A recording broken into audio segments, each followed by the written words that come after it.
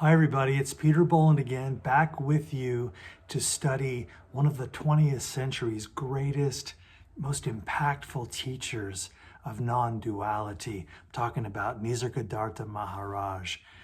I'm going to draw heavily with you in this series from this classic called I Am That, published in 1973.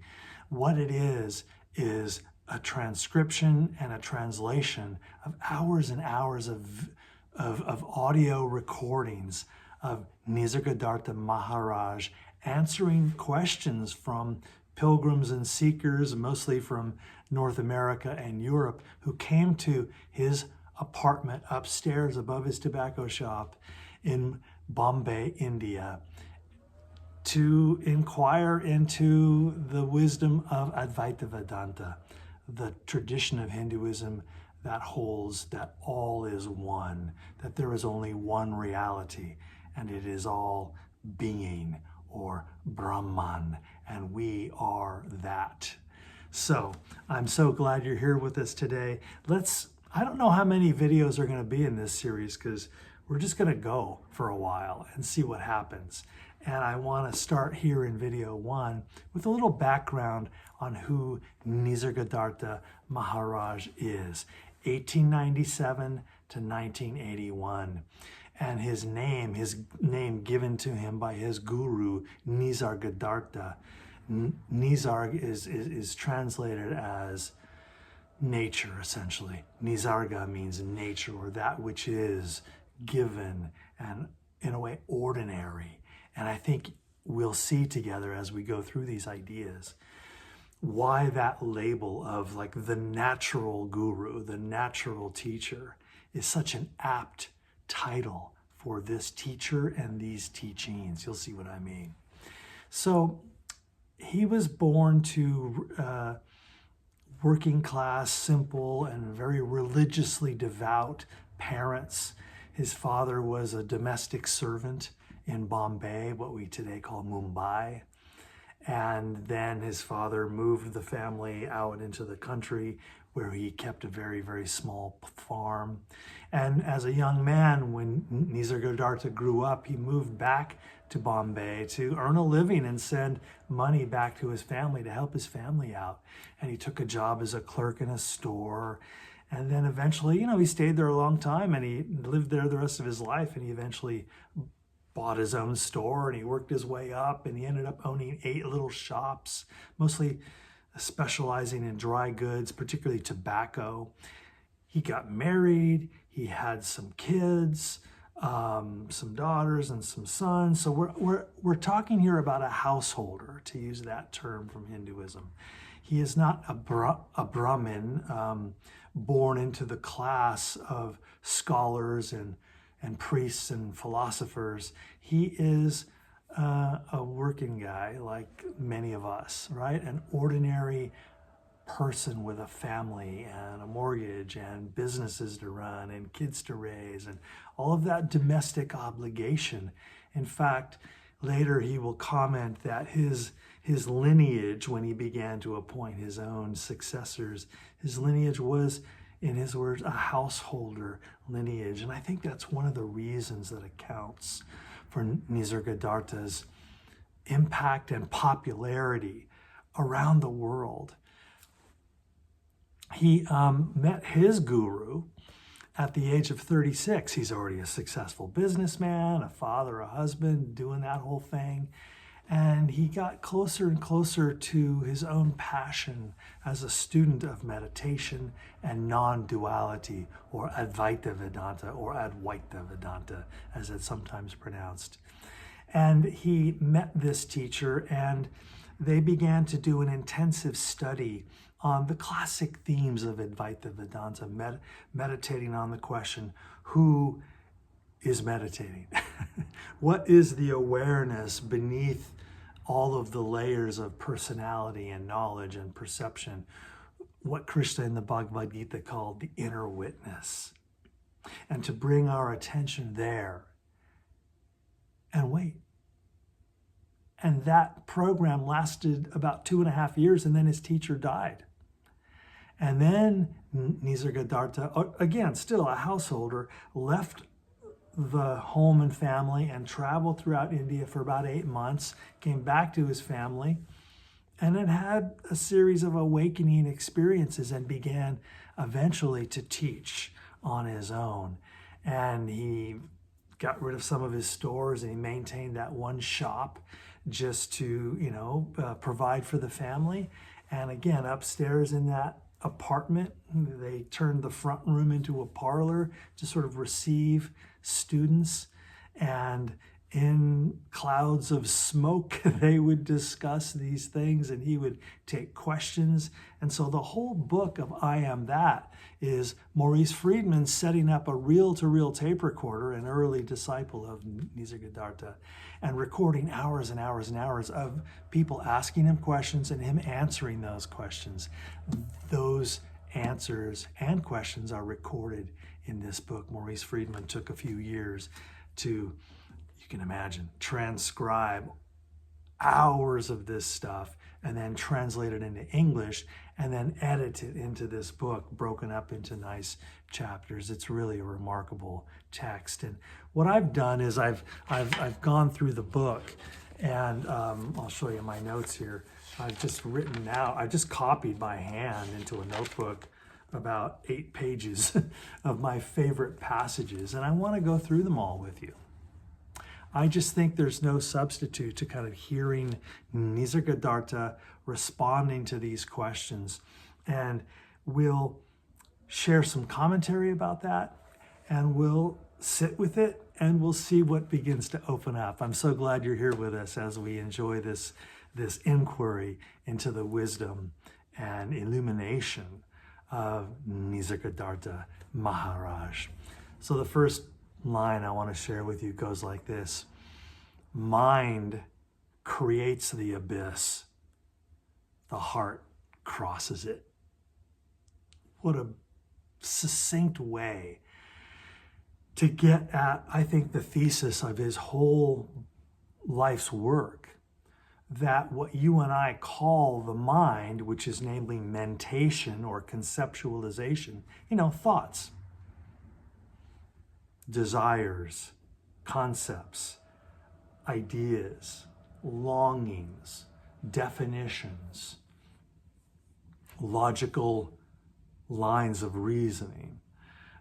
A very powerful thing. We're not here to denigrate intellect or conceptual thought, but we are here to notice that we have made a mistake when we have identified ourselves with our thoughts. And like many other meditation teachers before and after him, he drives us into continually reflecting on this question, that I am not my mind. And in fact, the problem he notices in so many of the pilgrims and visitors who come to see him is that they are trying to think their way to illumination.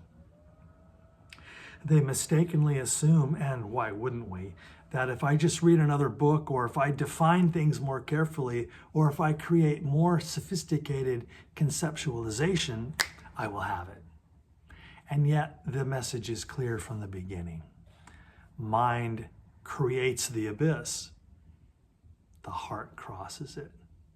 What if that which we are seeking is what we already are? What if where we're trying to go is where we are right now? Except the mind has fooled us into thinking that that is not so. The next line goes like this: the source of consciousness cannot be an object in consciousness. To know the source is to be the source. I write this line on the board in my world religions classes at Southwestern College when we are studying Hinduism. The source of consciousness cannot be an object in consciousness. I don't think I've ever read a clearer sentence about the problem of ineffability, that Brahman, the ground of being, sacred, formless, immutable, eternal, beyond all thoughts and forms. You not only can't name it, you can't even conceptualize it. And yet, Brahman, or the source in this sentence, is what pours forth everything else. All of this, all thought, all form, all energy, all consciousness are emanations from Brahman. It's in the title, I am that. And so the source of consciousness cannot be an object in consciousness. I'll try this analogy on with you that I share with my students. Try and see your own eyes. I'll wait. You, without a mirror, you can't see your own eyes because you are using your eyes to see. Hence, you cannot know the source of consciousness because your consciousness is an activity of that source. And then he goes on to say, to know the source is to be the source. So we're going to play with the word know and the word knowledge a lot in these passages. Because what you and I commonly call knowing or knowledge is an activity of the mind. It is conceptual knowing. And Nisargadatta is going to work with us to separate that from what we are going to maybe more helpfully call awareness or realization, a higher form of knowing. Here's another passage. Desiring a state of freedom from desire will not set you free. Nothing can set you free because you are free. See yourself with desireless clarity. That is all. So here he is recognizing in his students' longing, in their questions, this burning desire to be free from suffering, to be free from confusion, to move into clarity and serenity. What a universal longing. Maybe that's what the word philosophy means, the love of wisdom. That's the love we all walk around with, and that's that haunted need that we all have. Desiring a state of freedom from desire will not set you free. Wishing I could stop being so anxious. Wishing I could stop being so dissatisfied with what is clearly a pretty decent life. But what if desiring to be desireless is just another desire? Which is obviously is. And therefore the very mechanism of spiritual longing is part of the problem. To set myself free from the hunger to be free and realize that right here and now I am free. Only again, I don't know it because my mind is always outward turned, looking for shiny baubles, brass rings, and ridiculous prizes.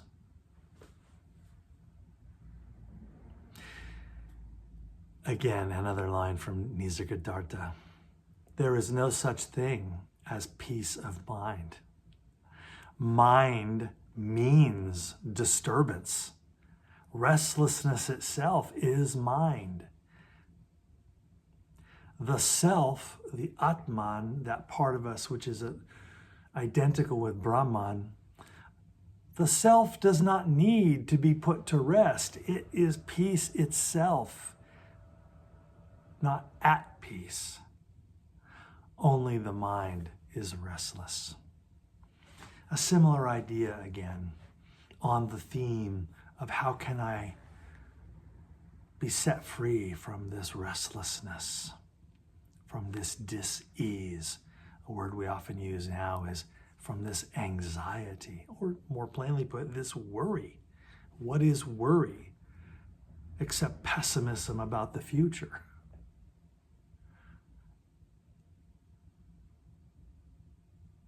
But what a foundational idea to say that there is no such thing as peace of mind. again, focus on the word mind here. There is no such thing as peace of mind because it is the nature of the mind to restlessly churn through a never-ending series of conceptual constructions. That the mind is a fire hose of thought. It's one of the most difficult things about learning how to meditate when I teach meditation, or if you've experienced any of my guided meditations on the Insight Timer app, or anybody else on the Insight Timer app, or anywhere else who's teaching meditation. When you sit with a teacher and you begin to meditate, you realize immediately that the mind never stops. And it is the obsession of every brand new beginning meditator to stop one's thoughts. And I really try to emphasize this in my own meditation teaching. Don't resist the mind's need to generate streams of thoughts continually. You're not going to stop that fire hose of thought. It's like going and sitting alongside a river and being angry that the river is flowing. It's like going to the beach and saying, why are there waves? What if we simply let the mind do what the mind does? Be restless, constantly generate new conceptual content. And instead of identifying with the mind, we slip beneath the surface into what Krishna in the Bhagavad Gita calls the inner witness, and watch the flow of thought with a kind of disinterestedness. I still contend that's the biggest leap you'll make in your meditation experience, in your meditation practice, is that one simple idea. We are not our thoughts. And once you have that realization, you immediately feel yourself slipping deeper and witnessing your thoughts with the same disinterest that one would watch clouds blowing across the sky, neither resisting any of them, neither attaching yourself and trying to stop any of them. They just simply go by and you let them. And in that moment, the spell is broken and you are free. It is in that light that Nisargadatta says that the greatest guru is your inner self. This is a part of the naturalism of his teaching, hence his name. That naturalness drives us to the realization that, yeah, teachers are great, books are great, videos are great. It's great to have Sangha, community with others around an inquiry into these ideas. It's how any of us, students and teachers, got to where we got, is in relationship.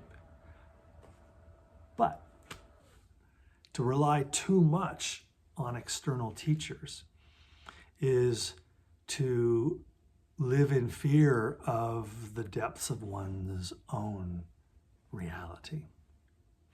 And to remember that all of these voices around us are here to remind us, including Nisargadatta, including this video, are here to remind us that the real guru, the Sadguru, as he will call it later, the true guru, is one's own inner nature. It is the presence of Brahmanatman within. That's the teacher. And it's always been with you. It has always been you. And in a sense, not one of your steps leads away from it. That realization is the core of the entire body of work of Nisargadatta Maharaj. Again, Nisarga means nature. And there's something so, to me, beautifully appealing and grounding about the work of this teacher, because it affirms that we are not outsiders looking in. When we engage in this kind of study, in this kind of inquiry, we are realizing or making real our own profound oneness. How can that not feel like freedom? I'll see you in part 2 on the other side.